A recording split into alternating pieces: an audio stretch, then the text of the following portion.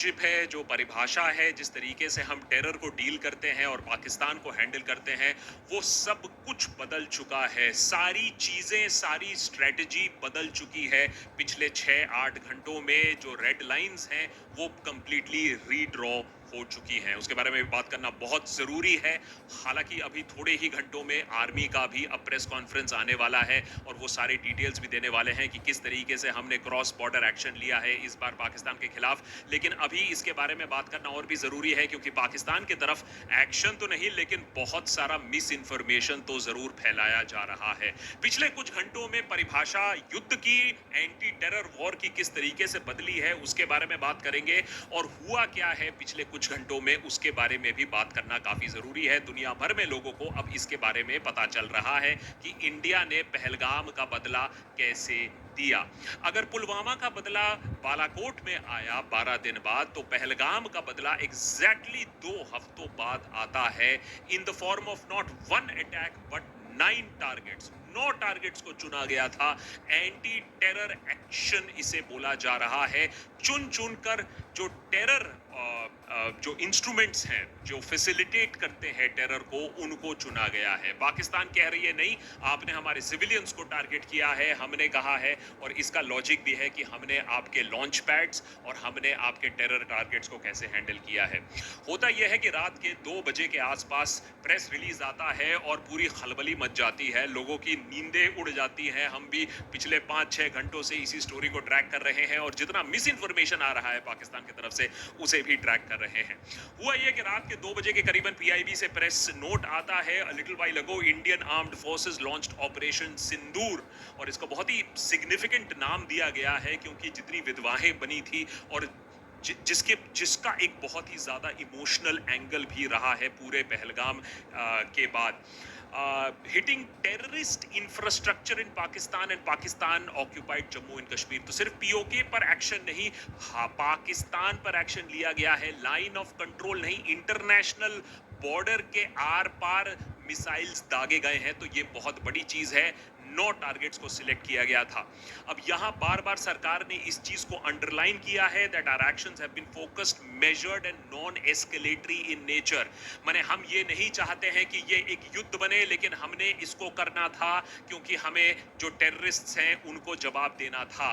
तो सरकार क्लियरली कह रही है no Pakistani military facilities have been targeted. India has demonstrated considerable restraint in selection of targets and the method of execution, जिससे ना कोई पाकिस्तान आर्मी पर कोई डायरेक्ट अटैक ना हो। ऑब्वियसली साफ साफ लिखा गया है कि पहलगाम में जो टेररिस्ट अटैक हुआ था, 25 इंडियन, एक नेपाली सिटीजन जो मारा गया था, उनका जिन्होंने ये काम किया था वो इसके जिम्मेदार है। अब इसके बाद अगर आप देखें कि किस तरीके से टारगेट सिलेक्ट किया गया था, वो काफी इंटरेस्टिंग है। मुरीद के एंड बहावलपुर, मुरीद के लश्कर तोयबा का गढ़ माना जाता है और बहावलपुर जैश ए मोहम्मद मौलाना मसूद अजहर का गढ़ माना जाता है। उन्हीं के मस्जिद को टारगेट किया गया है। इनिशियल रिपोर्ट्स तो यही बता रहे हैं। तो मुरीद के हो गया, बहावलपुर हो गया, मेहुना हो गया जो कि हिजबुल मुजाहिदीन का गढ़ है, गोलपुर हो गया, कोटली हो गया जहां बॉम्बर ट्रेनिंग होती है, लॉन्च पैड होता है। तो या तो टेरर हॉटबेड को टारगेट किया गया है, या तो उन जगह जहां टेरर को फैसिलिटेट किया जाता था या टेररिस्ट को इंडिया में भेजने के लिए लॉन्च पैड बनाया जाता था। लेकिन what is very interesting is not only across LOC, लेकिन जो इंटरनेशनल बॉर्डर है, तो मैंने जो युद्ध होने के जो चांसेस हैं, जो पाकिस्तान बोल सकता है कि आपने इंटरनेशनल बॉर्डर के खिलाफ, अगर आप देखें कि बहावलपुर कहाँ है, तो काफ़ी कोर पंजाब पाकिस्तान में है। तो ये कोई पीओके में नहीं है। तो एक्शन काफ़ी सेंट्रली लिया गया था। शायद पाकिस्तान को ये आइडिया नहीं था कि ऐसा भी हो जाएगा। तो एक्शन काफ़ी बड़ा लिया गया है। मल्टीपल टारगेट सिलेक्ट किए गए हैं। अभी तक जो रिपोर्ट्स आ रहे हैं, 8 मारे गए हैं। ये पाकिस्तानी सोर्सेस से मैं बता रहा हूं। 8 लोग मारे गए पाकिस्तान में, 35 इंजर्ड, 24 मिसाइल्स की बात हो रही है, जहां तक पाकिस्तान क्लेम कर रही है कि 24 मिसाइल्स आए हैं। तो कॉन्फर्मेशन पाकिस्तान की तरफ से भी है, और इस समय ये बात करना बहुत इसलिए जरूरी है क्योंकि हमने पूरे 5-6 घंटे में मेजर्ड तरीके से पता लगाने की कोशिश की क्या सही विजुअल्स है, क्या गलत विजुअल्स है। वैसे भर भर कर गलत विजुअल्स चल रहा है, लेकिन 2-3 विजुअल्स हम आपको बता सकते हैं कि कंफर्म्ड हमें लग रहे हैं। ये है मुरीदके से जो विजुअल्स आए हैं, जहां वहां मस्जिद को टारगेट किया गया था। तो ये एक विजुअल हमें मुरीदके से मिल रहा है। एक और वेरिएंट को अब जवाब देना है, क्योंकि पाकिस्तान ने भी एक रेड लाइन क्रॉस किया था। 25 साल में सबसे वर्स्ट टेरर अटैक्स, और इस तरीके से कभी भी, मैंने जब मिलिटेंसी अपने पीक पर थी तब भी, टेररिज्म जब अपने पीक पर थी तब भी टूरिस्ट को इस तरीके से टारगेट नहीं किया गया था। तो पाकिस्तान ने भी कहीं ना कहीं एक रेड लाइन क्रॉस किया, और यहाँ सरकार ने ये भी दिखाया कि अगर टेरर को टारगेट करना है, they are willing to take that chance. उस पर मैं आता हूँ, काफी बड़ी चीज है ये, लेकिन ये कुछ विजुअल्स हैं जो हमें अभी तक कंफर्म दिख रही हैं। जो पैराडाइम शिफ्ट हुआ है, उससे आने से पहले जरा पाकिस्तान का रिएक्शन हम देख लेते हैं, और इंडिया ने भी कैसे अपनी चाल खेली है वो भी देख लेते हैं।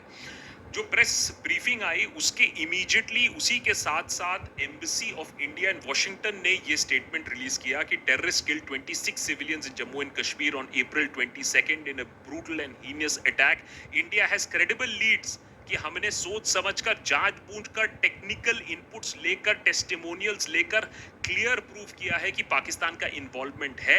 हमने सोचा था पाकिस्तान टेररिस्ट के खिलाफ और टेरर इंफ्रास्ट्रक्चर के लिए खिलाफ आवाज उठाएगा, कदम लेगा, लेकिन वो उसने नहीं किया है। इसीलिए हमने, अगेन वर्ड्स देखिए जो इस्तेमाल हुए हैं अमेरिका में भी, मेजर्ड रिस्पॉन्सिबल, माने we are measured responsible and non escalatory in measure. अब आप ये समझिए कि इंडिया ने ये पासा अमेरिका में क्यों खेला, और इसमें टाइमिंग भी कितनी इंपॉर्टेंट है कि जब अमेरिका में डोनाल्ड ट्रंप ओवल ऑफिस आ रहे हैं तभी ये चीज क्यों किया जा रहा है, वो काफी इंटरेस्टिंग है। सुन लीजिए ट्रंप अंकल क्या कह रहे हैं जब उन्होंने इस अटैक के बारे में सुना। Any questions for Steve?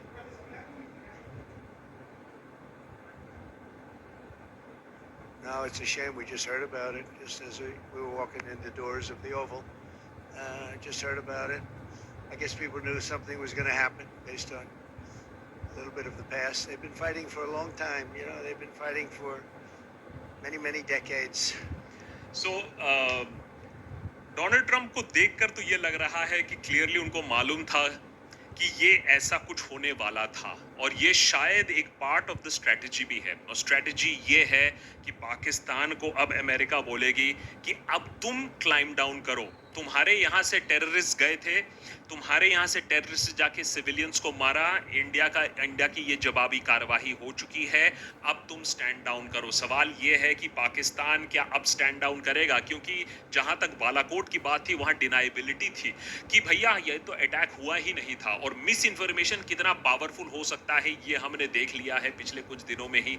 जब बात मानी नहीं जाती है, terror actions in the past माने नहीं जाते, कारगिल हुआ ही नहीं था, हम तो कभी टेररिस्ट के साथ इन्वॉल्व ही नहीं थे, टेरर तो हमारे जमीन पे है ही नहीं, ओसामा बिन लादेन भी कहाँ हमारे यहाँ थोड़ी ना मिला था।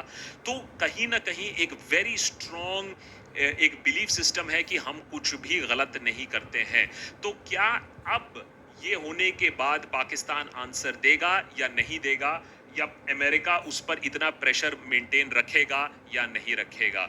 अभी तो नहीं लग रहा है पाकिस्तान कोई चुप बैठने के मूड में है, लेकिन कभी कभी फिर जब आप रिस्पांस देते हो तो कॉन्फर्मेशन आपकी तरफ से ही आ जाती है। तो ये कितना सक्सेसफुल अटैक रहा, जहां बालाकोट में पाकिस्तान ने इसको कंप्लीटली सिरे से खारिज कर दिया गया था कि हाँ कुछ हुआ ही नहीं, मिसाइल तो फटे ही नहीं, हमारा तो कुछ डैमेज ही नहीं हुआ, वो तो सिर्फ पेड़ गिरा। इस बार बौखलाया हुआ है Pakistan. In an unprovoked and blatant act of war, the Indian Air Force, while remaining within Indian airspace, has violated Pakistan's sovereignty using standoff weapons. इसका बेसिक ये लाइन बहुत इंपॉर्टेंट है, ये बात समझ लीजिए। ये लाइन इसलिए इंपॉर्टेंट है क्योंकि खुद ministry of foreign affairs Pakistan की कह रही है कि हमारे फाइटर्स ने लाइन ऑफ कंट्रोल क्रॉस नहीं किया था, लेकिन दूसरी तरफ पाकिस्तानी मीडिया कह रही है कि एक फाइटर नहीं, दो फाइटर नहीं, 5 फाइटर नहीं, अभी लास्ट मैंने हामिद मीर का देखा 6 फाइटर डाउन हो चुके हैं इंडिया के। अरे जब हमने आपकी लाइन ऑफ कंट्रोल क्रॉस नहीं की तो हमारे फाइटर्स कैसे मार रहे हो आप?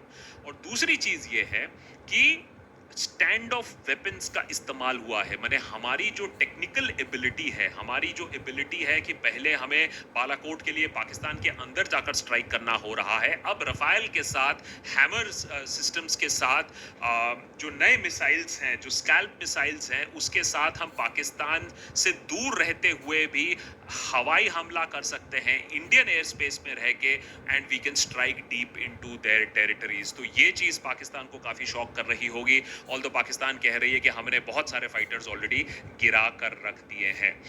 अब यहाँ आपको कॉन्फर्मेशन भी मिल जाता है कि मुरीदके में, बहावलपुर में, मुजफ्फराबाद में और कोटली में, तो ये तो कॉन्फर्मेशन आ रहा है पाकिस्तान की तरफ से कि अटैक्स हुए हैं, और पता नहीं क्यों उनको बहुत प्रॉब्लम हो रही है that it has also caused grave threat to commercial air traffic. तो भैया कमर्शियल एयर ट्रैफिक अगर अच्छे से चलाना था तो टेरर लॉन्च पैड्स बंद कर देते, नहीं चलाते। तो ये फिर उसके ऊपर इंडिया को ब्लेम करने की कोशिश की गई है। The situation continues to evolve, Pakistan reserves the right to respond appropriately at a time and place of its own choosing. तो पाकिस्तान इतनी आसानी से अभी बैक डाउन भी नहीं करेगा। वो शहबाज शरीफ, उनके प्राइम मिनिस्टर की बातों से भी साफ समझ में आ रहा है। The treacherous enemy has launched a cowardly attack on 5 locations within Pakistan. The heinous act of aggression will not go unpunished. Pakistan reserves the absolute right to respond decisively to this unprovoked Indian attack. Resolute response is already underway. The entire nation stands united, armed forces